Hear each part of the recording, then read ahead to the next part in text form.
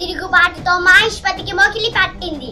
రక్తంతో కడిగి బాహుబలి ఓ శుభముహూర్తాన మహేష్మతి మహారాజుగా పట్టాభిషిక్తుడవుతాడు. ఇదే నా మాట, నా మాటే శాసనం. ఈ సింహాసనం కోసమైనా బ్రతకాలి.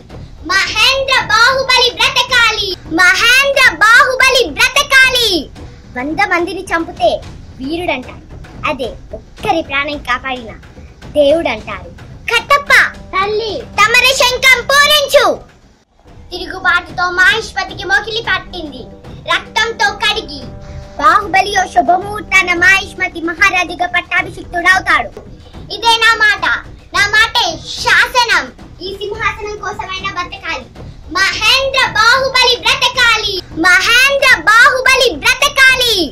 100 మందిని చంపితే వీరుడంటారు, అదే ఒక్కరి ప్రాణం కాపాడిన దేవుడంటారు.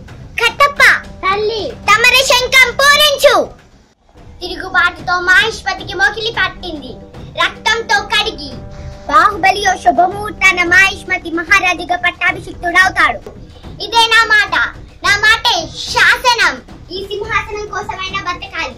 మహేంద్ర బాహుబలి బ్రతకాలి, మహేంద్ర బాహుబలి బ్రతకాలి. 100 మందిని చంపితే వీరుడంటారు, అదే ఒక్కరి ప్రాణం కాపాడిన దేవుడంటారు. కట్టప్ప తల్లి తమర శంఖం పూరించు.